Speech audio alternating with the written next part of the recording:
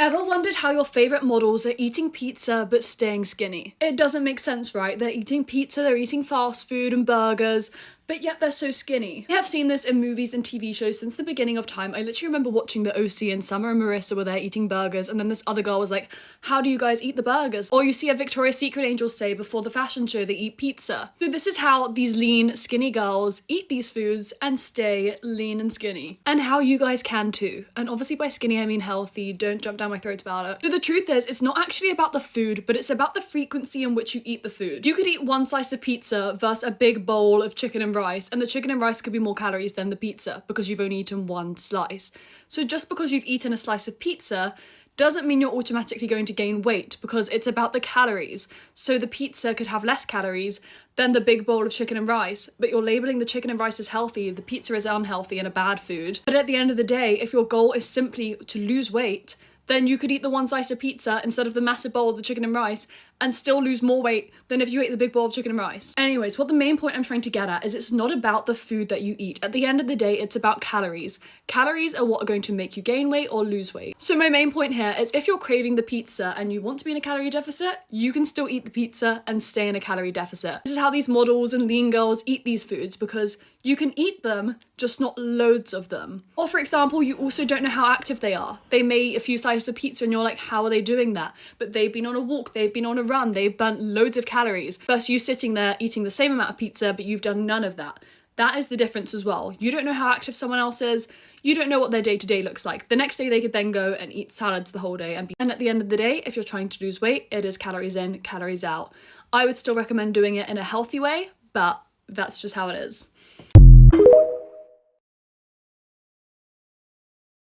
Models, what do we eat, what do we not eat? Here on my laptop, I have the page from an internal directory of an agency where we are talking about what to eat and not eat as a model. My name is Samantha. I've been an internationally signed model for many years, but more importantly, I am also a scout at a global agency who's worked with Vogue, Harper's Bazaar, you name it. Diet rules, practical tips. Get ready to screenshot the page and then we'll talk about it. 3, 2, 1.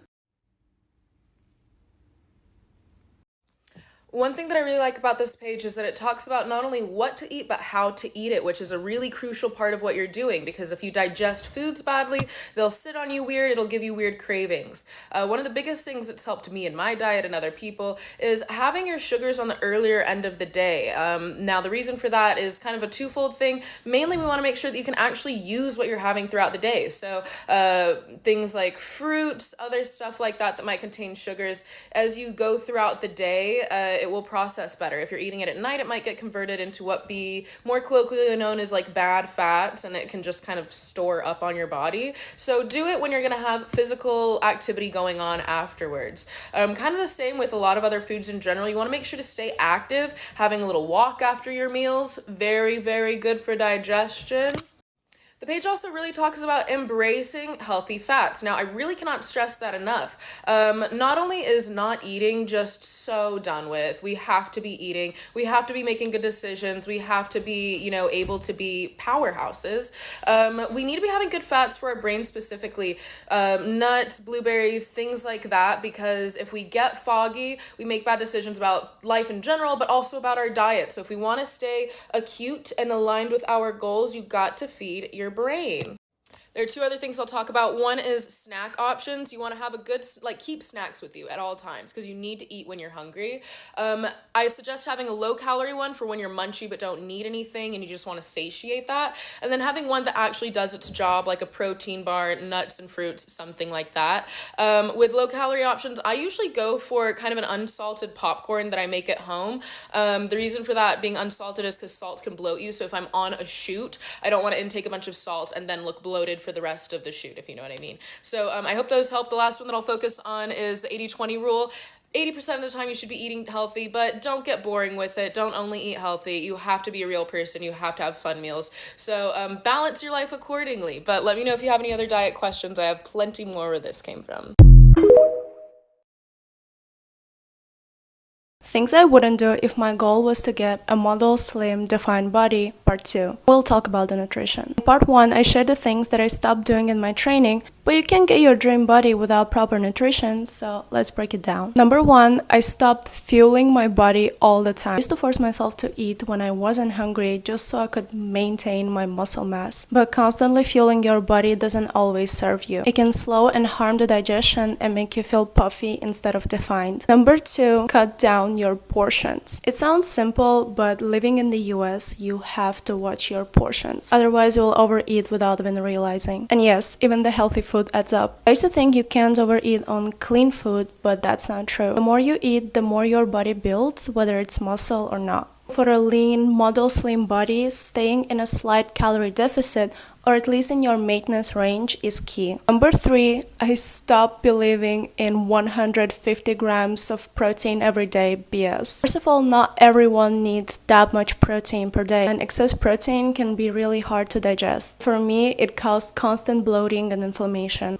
More isn't always better, especially if your goal is definition and not bulk. Number 4, and I feel a lot of you will relate to it, I stopped obsessing over eating clean. I used to stress about eating perfectly healthy all the time, and honestly, it did more harm than good to me. That constant pressure keeps your cortisol levels high, and it's really easy to fall into a binge cycle because of that. Balance and flexibility will always look better on you than perfection. Number 5, equally as important, I stopped overhydrating. I stopped chugging liters of water every day just because I thought I need to stay hydrated. Overhydration can actually wash off your electrolytes and make you appear and feel more swollen and puffy. Listen to your body and not just arbitrary numbers. So those were the don'ts. Next, we're gonna talk about the do's. What did I start doing that actually made my body feel lean, sculpted, and light again? Follow for the part 3 of the Model Body Edit series, where I show you what actually transforms your body.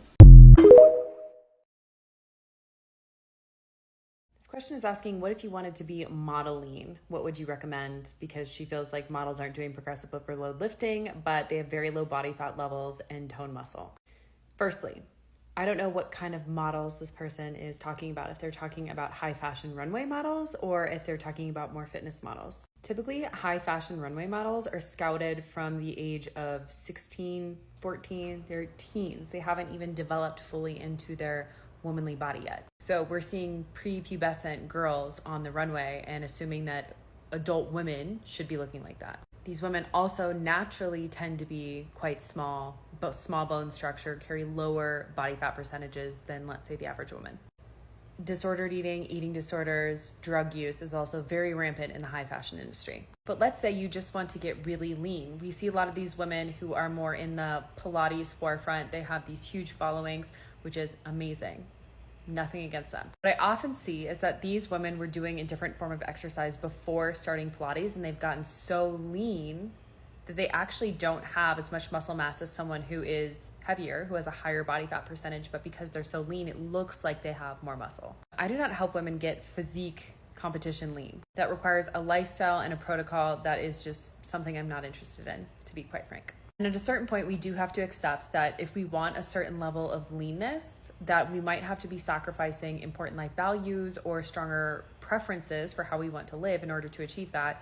And it's up to you to decide if you want to do that. But very low body fat percentage, that's either going to be genetics to some degree. Usually there's going to be at least some component of that, or they are working very hard and giving up a lot in order to achieve that, at least to sustain it year round.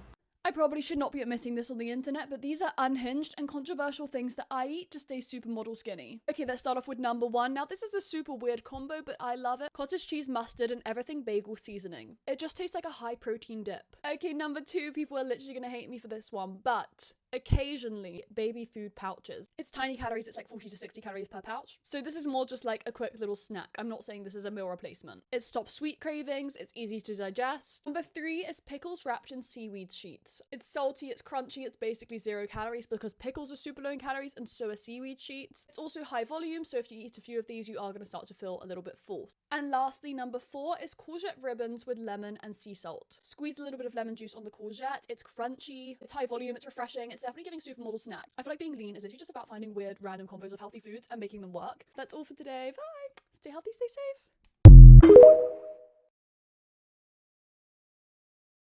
Models, what are we eating and not eating? Part 2. I have again on my laptop the page from the inside of an agency website where we are talking about what exactly do we eat and not eat as models.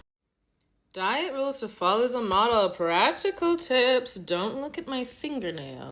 Now I'm about to show you the page, but in it, I have to say there's a food on here that a lot of you have on your mood boards for fitness goals of 2025 that I'm sorry to tell you just is not as healthy as you think it is. And we are told, as models, not to eat it. But before we show you, if you like this content, consider following me because it is literally the only type of video that I've posted to this account so far. Ooh. The food on there that they're talking about that a lot of you like is sushi. If you noticed it, I'm sorry to break the news to you. Let's talk about it. First of all, you've probably heard that models really try to avoid carbs. That is true. Not all carbs, but we want to be careful about the kind of carbs that we're eating. White rice especially just isn't really where the money is at. It's the rice and the fish, honestly, that are the problem there. Fish, especially if it's not like really high-grade sushi, will a lot of times have mercury and other like stuff in it that, you know, from pollution that we just don't really want to be eating. But then the rice itself, white rice is something that, to my understanding, because it doesn't have like as much fiber in it, it breaks down differently, it affects your blood sugar levels, it's just not very good. It's closer to a simple carbohydrate, which is something that we try to avoid a little bit more in the modeling industry. Now, of course, with all of this, I'm not a dietitian, I am not a doctor. Talk to your doctor before you're making decisions that affect your health, but I'll tell you that's what we've been told to do on our end. Another thing in there that I like is that they talk about some things that contribute to acne. Now, as a model, you know, you're a human. Life happens. You're going to have blemishes sometimes, but there are things that you can do to affect that. And not only that, but have a good overall complexion, even skin tone levels, stuff like that. That's something that as a model scout, I'm always looking for is people who have like a nice complexion about them. We can obviously really affect that by the things that we're putting in our body. That's the majority of how we affect it. And if you're noticing that there are some things going on that you aren't quite happy with, I would suggest looking into your diet as one of the first places to kind of remedy that situation. Now, I'm going to give you a diet that we use, that I've used, and I know other models have used. I won't say everybody uses it, but again, when you're starting a diet, consult a doctor. I'm not a dietitian. I can just tell you what we do, but do your own research. The Hormone Reset Diet by Dr. Sarah Gottfried is a diet that I've used and that I know other people have used, that we've been recommended when we're dealing with issues with processing toxins, like, you know, getting blemishes, or to reset our metabolism. If you're dealing with a lot of bloating, you feel really lethargic, you feel like you're just not processing your foods very well, I'd recommend, again, talking to a doctor or trusted professional, but then maybe giving that a shot if you feel like that's something you could benefit from. The last thing that I'll close out with is the last rule on the list here, which is that eating healthy is a lifestyle, not a sporadic thing, which is 100% the truth. If you eat bad things, it'll make you crave bad things. You kind of do have to be committed to it to a certain degree. Eating a lot of processed sugars will make you want more processed sugars. When you're having a cheat day, I would suggest you find things that, you know, fit maybe more into your goals, and, you know, really do make it a lifestyle. A healthy lifestyle is something that you can kind of get addicted to, not in a bad way. Don't be weird about it. Don't get a disorder, but it feels good to do it, and you'll want to do it the more you do. So I suggest just committing to it for a month, and then you'll do it more. Let me know if you have any other questions, and I hope you have a beautiful day.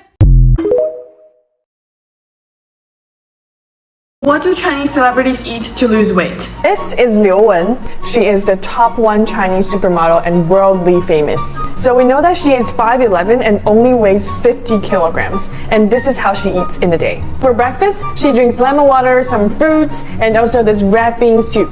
Chinese girls love to drink red bean soup because it is good for our skin. And a lot of Chinese celebrities drink red bean soup to lose weight. For lunch, we can see that she's eating some steamed okra with soy sauce and also some pasta. For dinner, it's basically just all steamed vegetables. Here are 7 weird but effective ways to help you lose weight and keep it off. Number 1, eat all of your junk food with your non-dominant hand. It's gonna feel awkward, which will force you to slow down and give your stomach more time to tell your brain you're full. Number 2, when you're eating foods like chips, for every one you eat, you have to put 1 on the side in the plate in front of you, because this will force you to see how much you're actually eating. Number 3, whenever you're sitting down at your desk, aggressively tap your foot. This fidgeting causes you to burn more calories without actually having to go exercise. Number 4, you're never allowed to eat naked carbs. So what this means You always have to eat some sort of protein or dietary fat whenever you eat a carb. Number 5, eat the same boring breakfast every day. It'll reduce your hunger and cravings later. Number 6, when you're about to overeat, set a 10-minute timer and tell yourself you can eat whatever you want after the 10 minutes is up. You'll be more mindful, and at the very least, you'll probably eat less. And number 7, eat half of your calorie and protein goal by 2 p.m. Trust me, you will not be hungry later at night. And if you need to know what your calorie and protein goal should be, click the link in my bio for a free calculator.